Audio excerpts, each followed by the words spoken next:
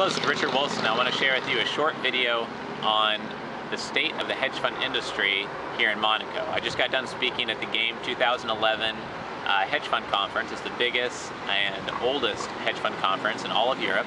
It's about 800 people there, 300 investors, about 500 fund managers of different types. And it was a great conference. A lot of it was focused on capital raising and getting advice directly from investors. And I learned while meeting with family offices that are based here in Monaco and going to the conference and being here for a week, a lot about the city. So I just wanted to share with you what the hedge fund industry is like here in case you wanted to possibly move your hedge fund to Monaco or try to raise capital for Monaco. Thought it might be helpful just to share what my experience has been here in the city.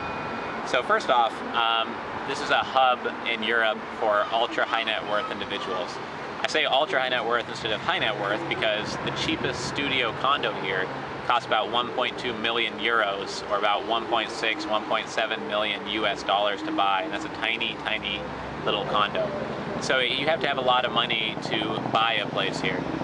The result is that a lot of family offices, people who have sold businesses, people that run large multinational businesses, and like I mentioned, single family offices are based here because there's zero taxation or very little taxation based on how you're classified by the Monaco government. But most people pay zero taxes or 5% taxes by living here, while in most other places you pay a lot higher taxes.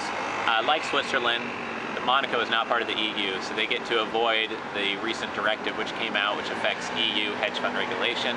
That's another advantage for them. And I think the taxes across the world in first world countries are going to be raised, and that places like this, Singapore, Switzerland, other tax haven areas are actually going to greatly increase, and people are going to realize they could run their fund or live in many different places around the world as the world becomes easier to move around in and get more connected, and these hubs are just going to grow more and more popular. What I found that was surprising here is that although there's not many hedge funds based here, there's just a lot of investors here, and hedge funds love to come here obviously because it's so central in Europe and they can meet with investors so easily.